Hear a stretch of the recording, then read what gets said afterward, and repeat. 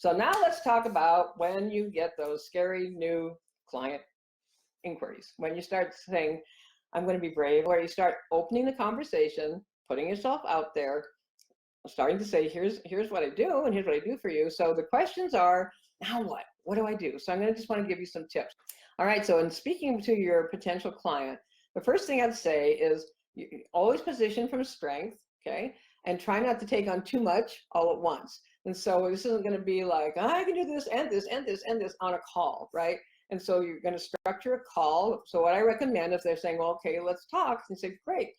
So you're going to position as if you are busy, whether you are or not. First, you're going to schedule a call. Okay. I recommend that it isn't like, yes, I'm available in the next 5 minutes. Okay. So here's some available times I have between here and here on Tuesday this date or Wednesday this date.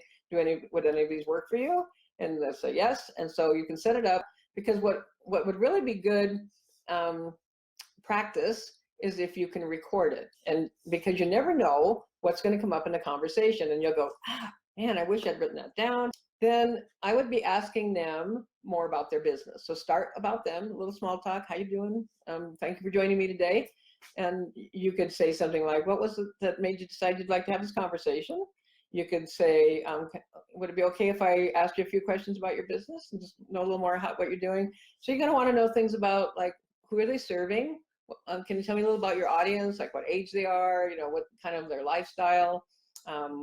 You can ask things about why did you start this business in the first place? You have to use these as appropriate, just kind of get a feel for, this would be make an easy conversation, how they got into their niche market in the first place, how it's going for them, how are they getting their traffic. So we don't want an inquisition, but just a nice, easy conversation where you're getting more information about what they have. And are there any, you could say to them, I'm just wondering if there's any places in particular that you see are kind of like, there's still kind of a gap in your business, or a place where you're struggling with something. And if you were to name one, like right now, what would it be?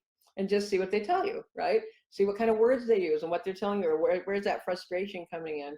And if you're hearing them say, yeah, there's this frustration about X, Y, and Z, and say, yeah, that I can understand that, why you might be feeling like that, because when X, Y, and Z is happening, it's probably taken away from your bottom line profitability, or your ability to connect with people effectively, or really getting that message you have out there into the world of the people you want to serve. See how it goes? Real natural.